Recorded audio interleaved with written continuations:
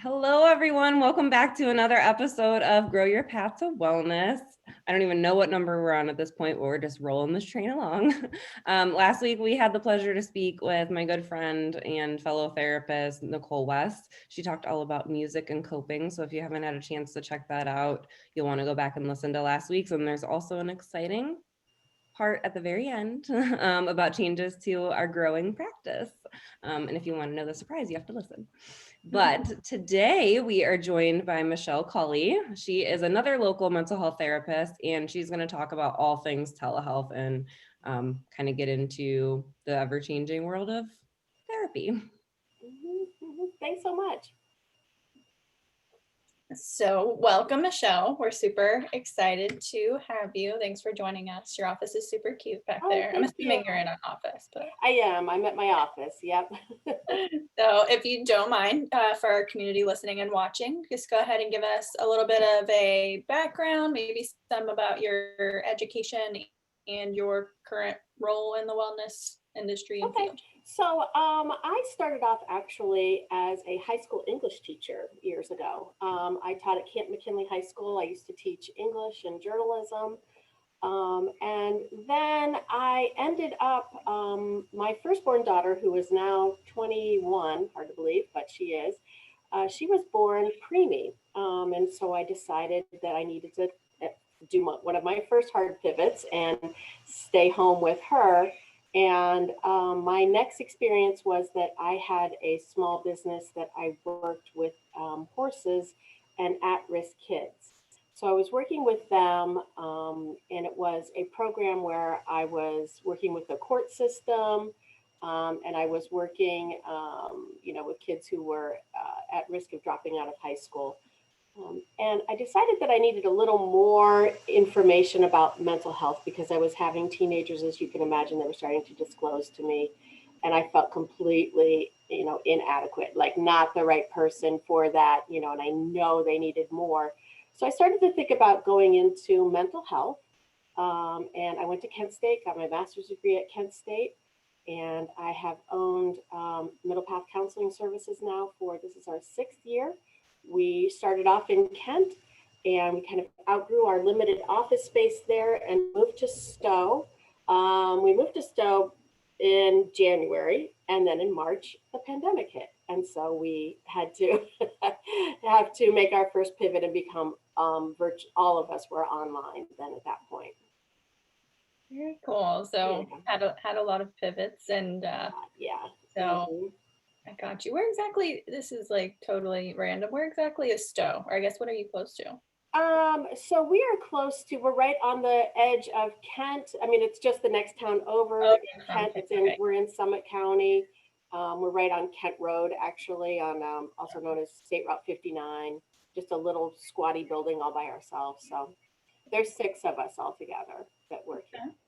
Oh, so group practice. Yeah, it's a group practice. I love it. Okay. Yeah. So our topic today, as we know, is going to be telehealth. So if you want, or give us and our listeners some history just over telehealth in the US and maybe how that, compares to how it skyrocketed due to the COVID-19 pandemic. Right, it really did. I mean, it was interesting to find out that it started off like in the military. That's where a lot of telehealth started. And a lot of it started with like ship to shore kind of consultation with medical experts on the ship that they needed to get some information. So it was more of a consultation from doctor to doctor is how it started. There was a lot of trainings that happened in the 50s with large groups of nursing students and someone in a different area, and that's how that started. It really wasn't super common before just recently. They would use it mostly in rural areas, and most of that was on phone, by telephone. And the idea of a video conferencing would happen every now and then, but pretty rarely. It was really, really rare. I looked it up and it said that the increase of telehealth, meaning like visual, virtual, with a video and audio at the same time, like we're doing right now, for telehealth, all kinds of telehealth, skyrocketed, it said 154% from March of 2019 to March 2020. So it really, really exploded, so much so that I think we were all a little unprepared for it. At my practice, we had already started doing some telehealth. We were working with clients who had agoraphobia. And so we were used to doing that telehealth. We were already kind of set up for it.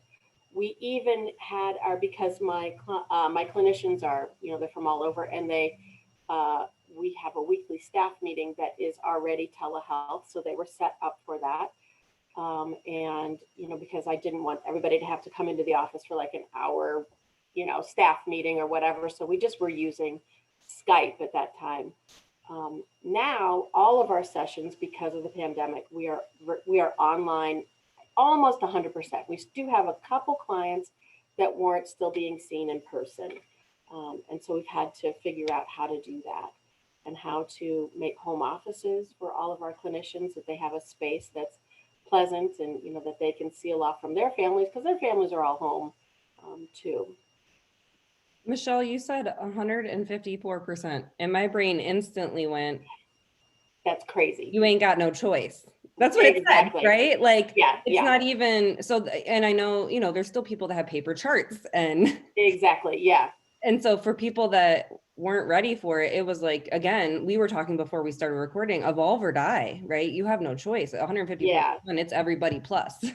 Mm-hmm. I think you're right. I think you're absolutely right. And I think that, people were stunned in that they didn't want to leave their houses, and they didn't want to come in. And if we do have people come in, we are in masks then. And that in itself is not ideal. I mean, we've done it, but it's really, I think people would prefer to see our whole faces and get even the limited information from our whole faces rather than being masked up and having that confinement of the mask. And it's just weird to sit with a mask with someone for an hour.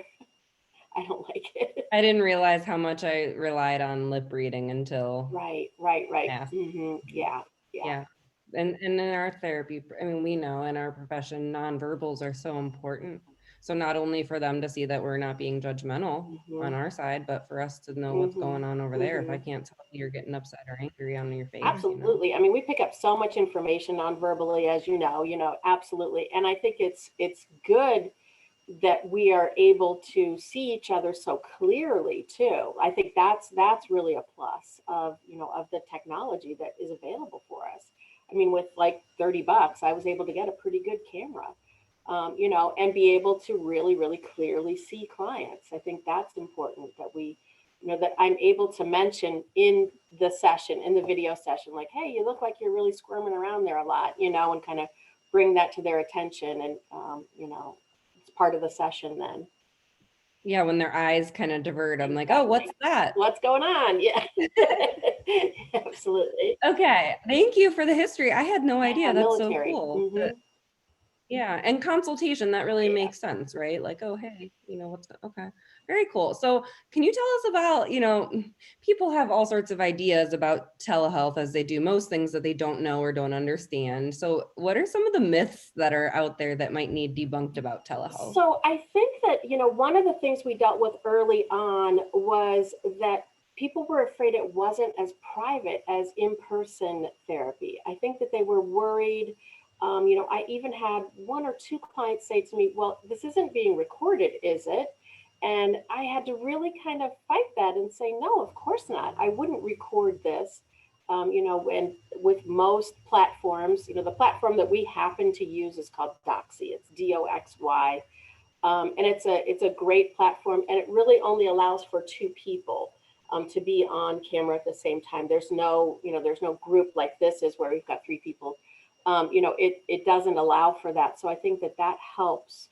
I think that people are worried that they're not going to be taken care of as individuals on telehealth. That, if we're in person, then, you really are going to help me out. You're going to know me or something like that. And it's not possible on telehealth. So I think those are some of the myths that we had to kind of debunk to start with. Yeah, I kind of asked around because, back in March, April, May, the months just keep going. And as a practice owner, you start to think, okay, I'm paying for an office space.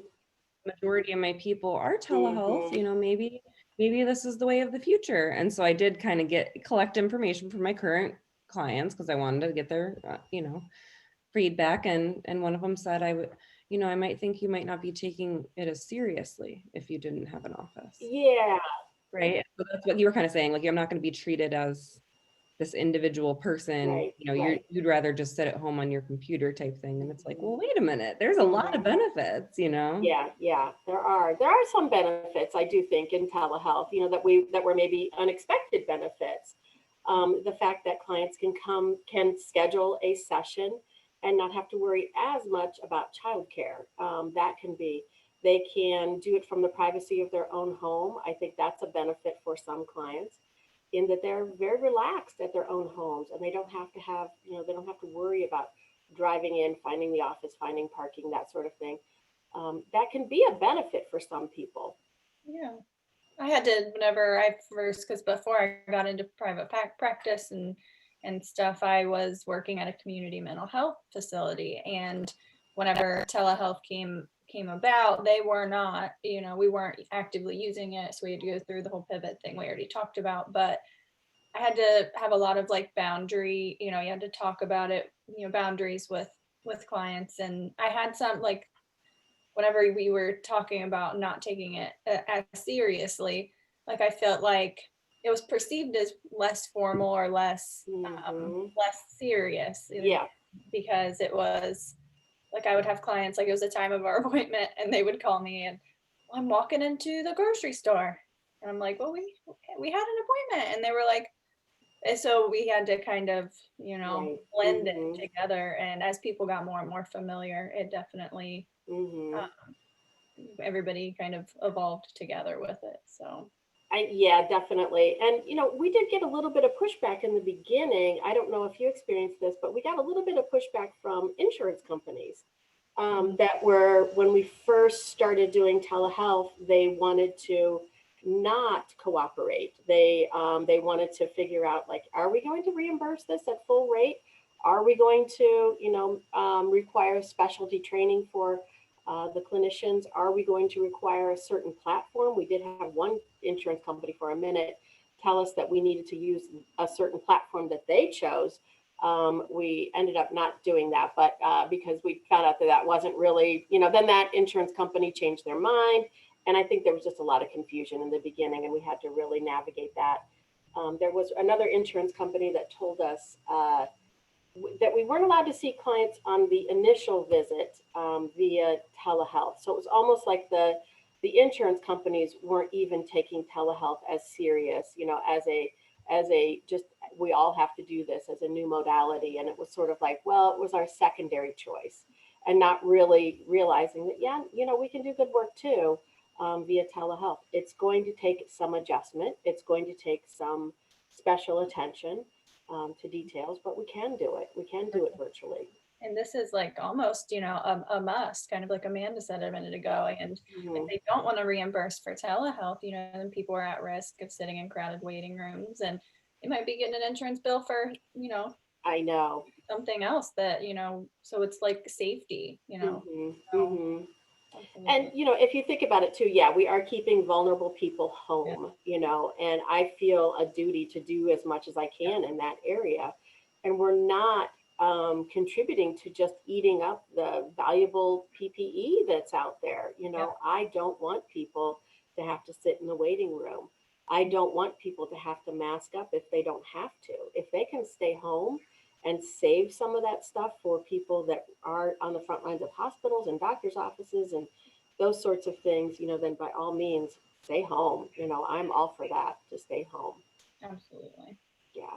So you started touching on some pros of telehealth. So maybe we can segue into that. So talking about pros and cons of telehealth, because just like anything, there's cons as well. But what, from your perspective and your experience, what do you feel like are some pros and cons of telehealth?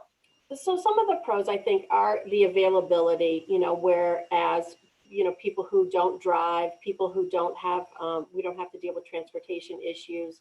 Those sorts of things I think are a real pro. I think that that does help. We've been able to expand the area that we serve. We have, because we started in Kent, and so a lot um, of our clients are Kent State, either related to, are their students or faculty or whatever. And when they go home for the holidays, and it might be in Cincinnati or somewhere in the state of Ohio that wouldn't be convenient to keep up their therapy, telehealth has allowed them to, we can see them when they're home, no matter where home is, as long as it's within the state of Ohio. That's the licensing thing, is that we need to stay within the state of Ohio. We need to stay in the state, and also our clients need to stay in the state. So that has expanded our reach that way, which is really, really nice. It has helped with people, like I said, who have childcare issues, who it's really difficult. It might make coming to therapy way too expensive if they have to pay a babysitter too. And the kids can be next door or whatever, in the same house and be there. But it helps with scheduling as far as couples. Sometimes when you have couples come in, that's a hard time. That's a difficult spot sometimes for couples, is to find a mutual time that they're both available. And that has helped quite a bit with that. I think that that's been great. I do like it that we do get to see a peek into their lives. I really like that. I didn't think I would, and I thought it would be difficult, but I do like it and think that the clients are a little bit more relaxed, that they're in their homes, and I get to see them, drinking their own tea or their own, whatever, their own kind of space. And I get a real good feel for their atmosphere. Seems super small, something small to see them, drinking their own tea, or see them. But it's interesting at the same time. And I think in a previous episode, when we were with a different guest, we were talking about that and how it's such a huge part of, clients' lives is their environment, and us being able to just have a little peek into into that. It can tell us a lot, like in a good way, about them, like what are these things that are in your environment that are maybe contributing to symptoms, or that are, helping them in their own environment. Yes, absolutely. And, and I love it when I get to meet their pets. I don't know if you guys do this, but I just love it. I had one client who was very emotional during a session, and she had her back up against the wall, and without missing a beat, her gigantic, I think it was like a Great Dane or something, came over, laid his head on her lap, and she just starts pet. And I was like, oh my gosh, that is just so sweet. She didn't even notice it. And I was like, your fur baby just really helped you out there. And she's like, I know, he always does. And it just was so, so sweet. And I love seeing that. I love seeing people's pets. And sometimes they'll apologize, and I'll be like, no, I want to see your little fur babies, and be like, I want to see what is helping you, and it's great. It's a great way to get to know clients in their environment. And it's a nice thing to see. I love that. Yeah, I have 3 cats and 2 dogs. So most of my clients are very aware. So they're finally getting to see mine too. And it's just, I think it also, you're right, it humanizes us. It like Maslow came to mind when you said they're in their own environment, right? Like everything is automatically a little bit safer because they are in control more, right? Definitely. I shared this story a while back, but I had a client that, like, previous sessions, the last session had broke 3 fidget toys in my office because of hypervigilance and just inability to regulate, and right? Yeah. The first telehealth session, I was terrified. Sure. I was like, oh my gosh, this isn't going to work. It's not a healthy home environment. They're not going to find somewhere safe to do it. Oh my gosh, like, right? I don't have control. Yes. Showed up the session. Okay, so I came up with a list of things that I wanted to talk about, and then they started to go through the list, get my feedback, process, okay, and then the next thing. Yes, right. I'm over here blown away. I'm right. Even my reservations about telehealth gone, just from that one moment. So it's such a beautiful thing. But what are some considerations? You kind of already mentioned, we alluded to some of them, like with Kelsi saying, oh, I'm walking into the grocery store. Yeah. when you have kids in the house. But what other like considerations do you tell your clients or should our audience be aware of with telehealth if you're going to engage in that? So the first thing, I think you're right, is to just as therapists, we need to understand that we are no longer in control of the environment. Moving into this little building, every detail was, something that is purposeful. It really is. I had to take this office that was really, really corporate and make it really friendly and really, welcoming, including how it smells and how it looks and the light and everything. And now I have to let go. I can't do that. So I do have to let go and I can't be in control of the environment. And I have to be, willing to do that and willing to recognize in myself that it's like, yeah, you never really were in control of the environment anyway. Just let that go.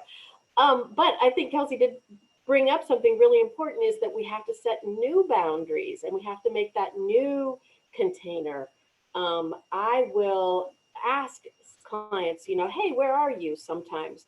If they're in a new place, if I don't recognize the background, and they will tell me. And I think it's important for me to know where they are. And that I don't want them to be at the grocery store. I don't want them to be driving.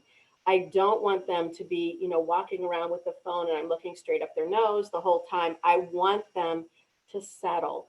I want them to find a space to sit down and settle.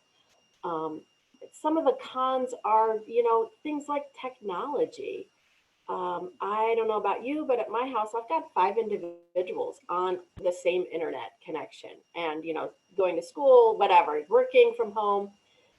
And so I have to think about that. I have to think about, when am I going to get to share the internet, or do I have a good enough internet connection? And do my clients have a good enough internet connection? If they use their phone, that's fine. But if I don't get as much information from a phone, as much visual information sometimes, or they don't get as much visual information from me, and I have to think about that. And I worry too that some people, I did look it up, that let me look here. It was like there are 43 million people that do not have any internet connection whatsoever. And so this telehealth may be sort of exacerbating already, the inequalities of access and outcomes that just are inherent with, this kind of medium. It's not going to get to everybody. So that's a con. You mentioned, and then I'm going to segue to Kelsi to let you talk Sure. about the internet connection, because she's actually in a different part of Ohio. That's why she doesn't know where so is. Oh no, what was my train of thought? Oh, phones, people that use their phones. What I see often, I also use my phone. Yeah. For telehealth, because then I can type on my computer and do documentation. If people don't put their do not disturb on or turn off their notifications, they're constantly getting interrupted, or they're like, oh wait, is that oh no, it's fine. Okay. They get interrupted. The session is constantly interrupted with, oh, my husband, wait, oh, okay, we're good. Oh wait, I think that's my mom calling. I'm sorry, see my face again in a minute. Or yes. And then I wanted to let Kelsi touch on that number that you found, because her area is part of that number. Yeah. Absolutely. Yeah, I live like very rural southeastern Ohio. I'm in like the Hocking Hills area. Okay, yeah. And most of probably they're just recently expanded the Wi-Fi availability, but many individuals where I live do not have it. And at my house, like I don't get regular cell phone signal. So if I lose power, if I lose Wi-Fi, I could be in the middle of something, or me and Amanda will be talking, and then like if it goes out, it's out. Like I have to drive, and it takes me many minutes to get anywhere where I would even have a cell phone signal to be able to call my clients, and that's for me, let alone clients who don't even have the technology, or kind of double layers of impact to access, for sure. Yeah, definitely. And just, the privacy too, in houses where they don't have the luxury of having a spare bedroom where they can kind of hang out, to, have a private session. That can be an issue too, where they don't want to be overheard. by their kids or their whatever, they just need some privacy. I do have clients who go to their car. That seems to be a pretty common area for privacy. They can close the doors and all of that if they have, cell phone service there, or if they have internet connection, if they could stay in their garage or something like that. But privacy is an issue. You don't always want everybody to hear everything that you're talking about in therapy. And there is some comfort in knowing that when you go to a therapist's office, the doors are closed and the little annoying white noise machine is on in the corner, and and it feels very private. I have had with clients who are trauma clients, I have taken the camera and taken it off the computer and like scanned my room that I'm in. I think that sometimes trauma clients need to know that they're alone and that there is security, that I am working for their security and their comfort. And that helps a little bit with that. Yeah, I don't know if that makes any sense, but No, sometimes they'll want to show me their room, and I will show them mine to just give them peace of mind that there's not someone sitting off camera or something like that they can't hear or see. And some of the trauma clients will need extra assurance that I'm not recording it or they're not recording it or something like that. It's just a little extra thing that you can do for your trauma clients to help. It's not going to be complete, but it will help a little bit. Yeah, the privacy I think is probably one of the biggest cons for those who have that issue, because I've had, even just last week, I had a client with a child client session, and both parents had just gotten home. Well, mom had been home. She uses her phone, but long thing short, another parent got home and they were up and down the hall outside of her bedroom, and we were trying to talk about some trauma related to family. It doesn't work. Yeah. You can use like the chat function and stuff, but it's, it's not exactly the same. Right. Yeah. Interaction for it. Definitely. Yeah. The other thing I was going to say is that when you have, well, in Ohio, it's starting to get cold. So they can only go sit in their car for so long before they're running their gas. Like I had a client running her car, starting it, turning it back off, like throughout the session to stay warm. And, I'll even, right, that like just goes to show my privilege. As you're talking, I'm thinking, I've told a lot of clients like, hey, you might want to think about getting some AirPods or not headphones, so you have more privacy. And so many people said, yeah, that might be a good idea. Or I've thought about it, but not everyone can just go buy headphones, right? Even just to have that privacy. And I think you're also talking too about, some of the ideas that that are cons or difficult with, with telehealth is that there's a certain flow that we work on, that we use as therapists within the 50 minutes or the hour that isn't always, it's not easy to do. Usually in the session, we will start off with, getting to know our clients, and then we'll get to the tough stuff. And then we'll kind of, what I always call, and what I always say to my therapist is we always zip them back up before we send them out the door. We don't want to leave anybody sort of opened up kind of thing. And you're not always in control of that. And that makes it difficult.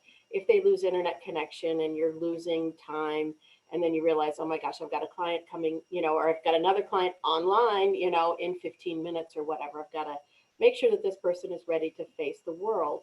And unlike driving into therapy, coming to the office and then leaving, there's no gap between the session and just like life. They literally open the door and there's their whole family that we've just been talking about for, an hour. And that can be hard. So I've been really trying to teach my clients to like, take a minute, collect yourself before you go downstairs to your family. Take a minute that you would normally take for the drive time to the office to just sort of collect your thoughts and not be rushed to just go right out to your family that are right out there and that may need you for whatever homework help or something like that. Just take a minute for your time. And that's one of the cons too, is that people, I'm afraid that busy moms, I'm going to use as an example, are going to start to schedule therapy like in between activities that they're just going to shoehorn in, an hour telehealth. They're not going to take the time for themselves, I think that's part of the joy of therapy is that it is on people's calendar as me time. This is how I'm going to spend time helping myself. This is just for me. And I worry that teletherapy is going to kind of eliminate that a little bit. The convenience is almost a blessing and I yes, don't want to call it a curse, exactly. but it could be Right, a very right. limitation. Yeah, even people, like I'm thinking about us, right, doing teletherapy from home. I've had to move my schedule around 3 times for my own therapy because I was like, oh yeah, 2 o'clock on a Yeah. Monday, that Mhm. works. But I have an appointment before, an appointment Right. after, right? Or, my husband's IT, he's on the computer all day. All these people that are at home working on the computer all day, and they just open a different window to do their therapy, and then they don't get back up and they just go back to work. Yeah. Exactly. Yeah, right. And and some of the cons I think for therapists too are that it is way more difficult. This is I found it to be incredibly exhausting in the beginning. I feel like I got my muscles up now and I'm able to do it, but in the beginning, wow, it was exhausting to sit in front of the computer. I found that I was working really, really hard to pull on the client to get information. I wanted to make sure that they knew I was connecting, kind of thing. I wasn't used to seeing my own face in therapy. That was really odd to me. Yeah. So at the beginning, I literally would take a Post-it note and just like cover my face. I was like, I can't. Oh, that's my empathy face. I don't like it, and I would just have to cover it. Didn't like it at all. And then I found that I really needed to get up physically and walk around and go outside or something between sessions. I really, really needed to be very, very mindful of my own self-care. I would look down at my Fitbit in the middle of the day after a whole day of teletherapy and be like, wait, is this thing on? Is this working? Because I had literally moved so little. And my neck would hurt, my head would hurt, and I'd just be like, oh, well, duh, I've been sitting in this spot for so long, not paying attention to my own self-care. So that's definitely something we've had to be very, very mindful of, that we just don't move. Yes, I've had to, in the process of this, I kept wondering, I was like, what is this that I'm feeling? Like, there were some other things, along with it, but it was just the exhaustion and then like the physical, and I realized just how much I am impacted by my environment while I'm working. Whenever we did the complete shift to telehealth. So right. And that, that therapists are probably at home too. And their families are at home. And so we have to be mindful that, that their home environment is set up for teletherapy. When in some of our meetings, I would, mention something that I see in the background of somebody's, the room that they're using. It's like, I can see pictures of one counselor in particular, I can see pictures of your baby. Is that okay? And just to make sure that they want that information shared with their with their clients, and just to make sure that that's something that they want to share. That was different. It's such a big topic. I feel like I could sit and talk about it all day. I think you're right. I know it is. It is growing, and I do feel like the platforms are catching up, and they're doing they seem to be a little bit more stable than when we first started. And I think we're just learning tricks too that just make it a little easier for us, and so that's a good thing. But yeah, and the other thing I think too, that when we were all starting with teletherapy, there was a moment there when I felt like the rest of the world kind of was stunned and taking a break, and sort of like trying to reorient. Okay, now I'm at work, but I'm using my computer. But therapists didn't take a break. And that's kind of an issue that I think we didn't address in the beginning. We are sort of looking at it now, but we sort of jumped in right away, and we didn't have that march to kind of readjust. Our clients, I don't know about you guys, but they were all coming in via telehealth. And what are we doing? Can I see you? That kind of thing. We were super busy then, along with the medical staff. We were also very, very busy. When the rest of the world was sort of slowing down and shutting down and reorienting. So we had to take a minute to really acknowledge that some of our therapists were really taking a hard hit, that they needed more self-care. It's one thing to, tell our clients like, hey, you shouldn't consume this much news. You should really, really limit your exposure to all of this doom scrolling and, talking. And here we are talking about it all day long, And that was tough. That was a tough adjustment, really tough adjustment to make. And just the uncertainty of it all. Mhm. Yeah.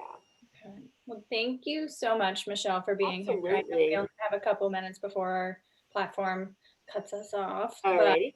so real quick for everybody listening, don't forget everyone to like, subscribe, and share. You know, we're on all of your major podcasting platforms and we post our videos on YouTube. And then next week, our topic is going to be all about the emotional freedom technique. And it's also in the field, it's referred to as tapping. So it's a very interesting intervention, and we'll talk about it next week and how it can be used to help individuals in their day-to-day life overcome symptoms of like anxiety, depression, and other conditions. And just really quick, Michelle, do you have any last minute tips or feedback for folks? We don't have much time left, but anything you want to leave everybody with? I think I just want to encourage everybody to give telehealth a shot, give it a try. I think it works. We are learning as we're doing it, but I think it's super effective. Awesome. Yeah, just try it. Just Do it try scared. Yes. Yeah, do it scared. Thank you so much, Michelle. Thank you. You're welcome back anytime. Any other topic you want to Awesome. talk about, if you have any clinicians that are Okay. experts in their areas, let us know. We Okay. are, we're rolling. This train's rolling. So Yeah, we always awesome. I need love guests it. every week. So feel free to send people our way. Okay. Thanks so All right. much. And then Michelle, we are going, since we're running out of time, we won't put it here, but we'll put it in the show notes. If you want to send me your website, social media, where people can find you, we will post that in the show notes so they can check it out. Awesome. It's going to be on YouTube? Yeah, it'll be uploaded to YouTube, and then it'll be on podcast too. Okay, awesome. Thanks so much. That was awesome. And all right, take care. Bye, guys. Bye-bye.